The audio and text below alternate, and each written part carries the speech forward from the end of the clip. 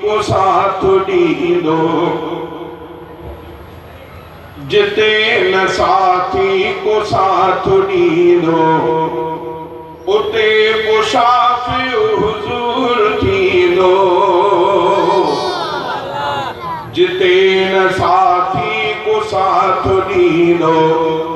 उते मुसाफ़िर हुजूर थींदो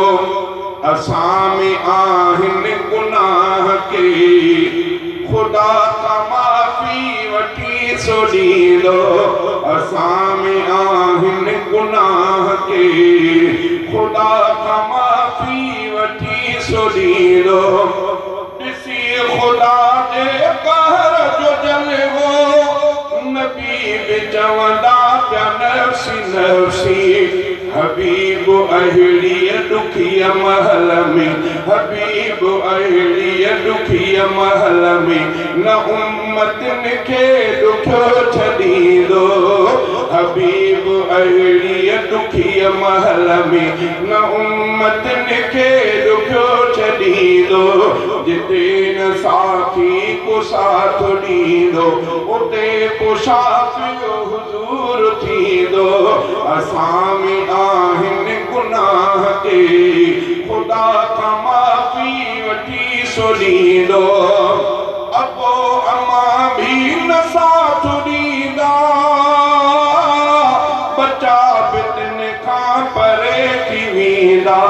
मगर असां खां मिठो मोहम्मद मगर असां खां मिठो मोहम्मद परे न थींदो परे न वेंदो मगर असां खां मिठो मोहम्मद परे न थींदो परे न वेंदो जिते न साथी को साथ ॾींदो उते मुसाफ़िर हुजूर थींदो ज़मीन हूंदी ततल समूरी पघर में माण्हू जिते पिया ॿुॾंदा खुदा खां जन्नत वठी ॾियण लाइ खुदा खां जन्नत वठी ॾियण लाइ उते असांजो हबीब ईंदो खुदा खां जन्नत वठी ॾियण लाइ उते असांजो हबीब ईंदो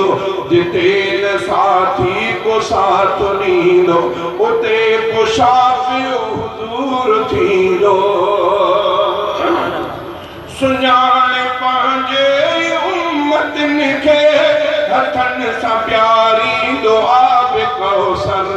मां घोर अहिड़े हबीब तां थियां मां घोर अहिड़े हबीब तां थियां जो हौज़ कौसर ते सभु ॻॾींदो मां घोर अहिड़े हबीब तां थियां जो हौज़ कौसर ते सभु ॻॾींदो जिते न साथी को साथ ॾींदो उते मुसाफ़िर हुजूर थींदो